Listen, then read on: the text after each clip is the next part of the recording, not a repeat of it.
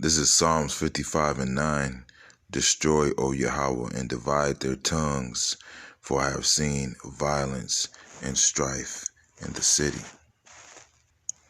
First and foremost, I'd like to give all praises, honor, glory to Yahweh, Ba'ashem Yahushai, Ba'ashem Rakah Kadash, double honors to the apostles and the elders of Great Millstone. Salutation to you, Akim, pushing this word with truth, sincerity, with charity. And I'm just going to let some of this video from my elder in Chicago. I'm going to let this video play. And then I'm going to add my 2 cents, so to speak. To the Akwaf that are listening and learning, to you I say Shalom. This is your brother Malcolm, coming back at you with part 2 of Mount Seir's fragility and division. I'm going to start with the scripture here, because the guy, what's his name? I think his name was Mr. Fuentes, may have been Dennis. Mr. Fuentes, he longed for the old days, 17th, 16th century, early 18th century. He longed for that time. That's, in his mind, that's when America was great. When Jake was under the boot completely of Mount Seir, of the so-called white man, self-proclaimed white man, which they did so in the 16th century. They started, coming to that, writing laws and legislation, and actually in 1681 is the first time it actually appeared in documents. So, but he longs for the time when they ruled over Jake. And I want Wisdom of Solomon. 2nd chapter, probably around the 10th verse. Perfect. That's exactly what I wanted. It says, Wisdom of Solomon 2:10, and it says, "Let us oppress the poor righteous man. Let us not spare the widow, nor reverence the ancient gray hairs of the aged." And they did not. They put our young and our old, in hardcore servitude, slavery. They raped us. They hung us. They ate our bodies. They used our teeth. They used us as they, and we built up their country that he loves, as you're going to hear Patrick Howley say in a moment, for free. All right, and it says, "Let our strength be the law of justice, for that which is feeble is found to be nothing worth." All right, because you got to remember, it was given unto them a great sword. That was Revelation. Esau's blessing was that he was given a sword, and by the sword thou shalt live. So that means he's going to be a pirate, a marauder, a raping, murdering marauder, taking other people's stuff, and that's exactly what he did. This is Revelation 6:4.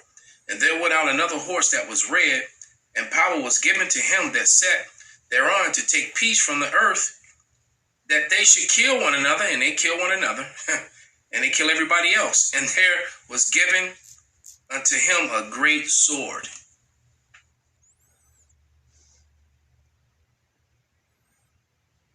Every single arm of this crooked, wicked system is mobilizing to screw me and everyone like me. And no one is coming to save us. And yes, I'm complaining about it. Where's the manager? I want to see the manager. I want to speak to the manager. I have a fucking complaint.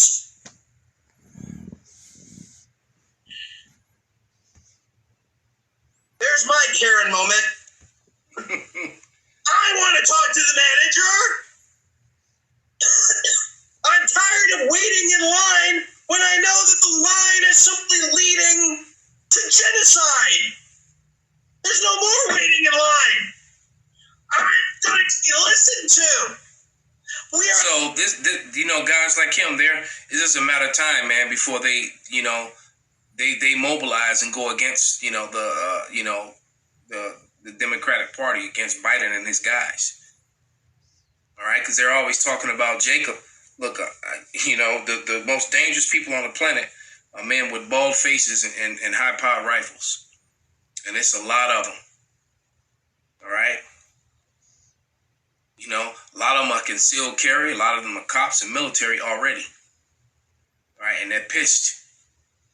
And all it's going to take is for, we're all going to be listened to. The wrong guy among them to be killed or martyr himself. Somebody's going to set it off, man. Eventually, the deck is gonna go up.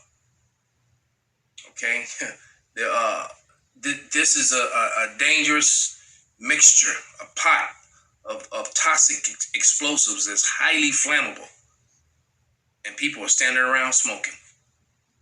One flick of an ash, it's on, man. This is a very toxic and dangerous time, right? That we're living in. This is 2 Ezra 16:71, and it reads, "They shall be like madmen, sparing none, but still spoiling and destroying those that fear the Lord." So, they're gonna come after the people that fear the Lord and everyone else that don't agree with them, because the powers that be is gonna come after him and the people like him. All right. These right ringers, and it says, "For they shall waste and take away their goods and cast them out of their houses. Then shall it be known who are my chosen, and shall be tried as the gold in the fire." We're gonna find out who the chosen people of the Lord are on that day, man. All right, especially for a lot of these bootleg camps and these false prophets that are teaching these broken and doctrines that don't match up with Scripture. I heard a clown on the bus, and I've seen that. I see that clown every now and then. It's a loudmouth clown, and this fool was talking about the sun being the sun, the moon being the sun, and your solar plexus being the sun, and the power of that to heat your body, and life is right in you. All you got to do is think about it. You could change the weather. And I was like, and people are actually listening to this clown, But anyway, back to this upset Edomite here. Because we are getting together. We are teaming up. We are unifying with other like-minded patriots, and we are realizing that the system's never going to be there for us, and we are sick and tired. We are sick and damn tired of being disparaged, of being told that we are lazy, of being told that we are bad people, of being told that we're whining about the fact that we are being replaced in our own country, which we actually loved, even though it doesn't love us back anymore. We are sick and tired of being seen as goyim who can just be sent over to every crooked Hunter Biden oil war that they took up. We have had enough. They're tired of being seen as goyim and sent off to every war. All right?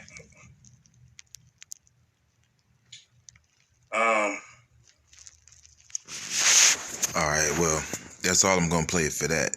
And you can go to my elders channel, as you can see it on the screen, and watch the rest of it. But what you're seeing is, the Lord dividing these people's tongues, man.